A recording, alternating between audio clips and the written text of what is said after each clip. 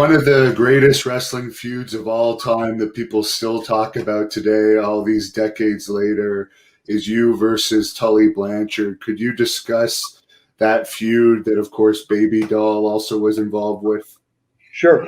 And from the time I met Tully, I was green. I was 6 months in the business, and Tully says to me that he wants to be the best heel in the country. That's his goal. That's what he's aspiring to be, the greatest heel. He didn't ever have any desire to be a babyface. He wasn't looking for the glory. He wanted to be the hardest worker, the most in shape, to get the most heat, and to be able to and do it better than anybody else. And when he and I hooked back up when I came to the Mid-Atlantic, now my skill set had come up to a different level. And my intensity and my goal as a babyface was just as intense as his as a heel. So when you combine those two work ethics and neither one trying to step on the other, neither one really wanting to be in the other one's role, then you've got this combination that's really, really hard to beat. So Tully and I worked an 8-month program to get to the culmination of that I Quit match. And of course, I don't even think you could work an 8-month program, or you can't hardly work an 8-minute program, much less an 8-month program. But we took that battle and all the back and forth things that led up to that match, all around the United States for 8 months prior to, having the blow off match of the I Quit match. And at the time we did it, we didn't even think about the significance of it, because we had done that same kind of thing short of the chair and the eye.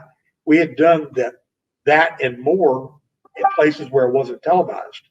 So when it finally gets captured on film, and with all the intensity that led up to it, it was like we made a classic and we didn't even realize it. How did you two get along outside the ring? Because I was there when you got your Dan Gable Hall of Fame induction a few years ago, and it seemed like you two are still pretty close friends. Well, so I'm married to his ex-wife. I raised four of his children that were 1, 4, 5, and 7 when Courtney and I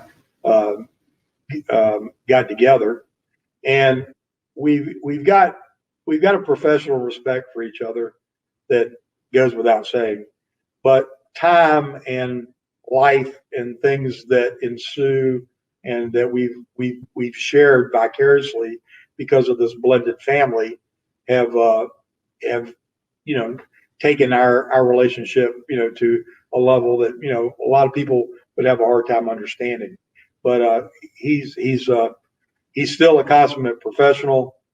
He's been a great parent in his kid's life, and has a completely different relationship with them today than obviously he was able to have when they were young and the family was broken up. But we still talk, and we do these before the COVID thing, we've done I don't know how many get-togethers and one-on-ones talking about our feud, and it's like we've been tied together with this needle and thread throughout our lifetime that neither one of us would ever imagine when we met back in 1982.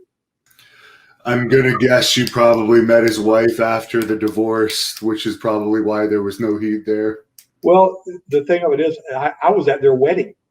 I've known them since they were dating, and their relationship had taken a downward spiral before I became a factor in the equation. But I mean, it's still in the very beginning, made for some awkward moments.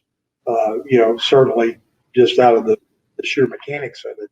But yeah, we go way back.